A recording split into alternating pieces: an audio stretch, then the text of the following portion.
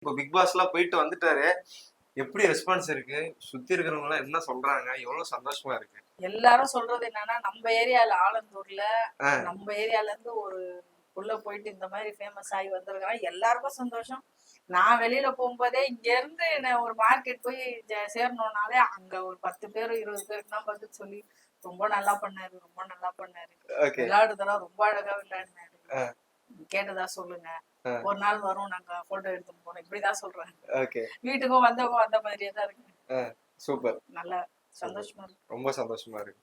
அப்பா நீங்க தான் பேச மாட்டீங்க. இனிய பிக் பாஸ் வீட்டுக்குள்ள வந்ததுக்கு அப்புறம் எனக்கு ஒரு பக்கம் பார்க்கும்போது இந்த நார்மலா ஆவரேஜான பாய்ஸோட அப்பாலாம் அப்படிதான் இருப்பாங்க, பேசவே மாட்டாங்க. அந்த வீட்டுல அம்மா தான் நிறைய பேசுவாங்க, அப்பா வந்து ரொம்ப கம்மியா பேசுவாங்க அப்படின்ற மாதிரி இருக்கு. நீங்களும் அப்படி பார்க்கும்போது ஒரு சைடு பார்க்கும்போது எங்க அப்பா மாதிரி ஒரு ஃபீல் இருக்குது. நீங்களும் அது மாதிரி, அப்பா ரொம்ப சைலண்டா இருப்பாரு, ஆனா சைலண்டா இருந்து கணக்கச்சிதமா வேலையை பார்ப்பாரு. இன்னமா கரெக்டா?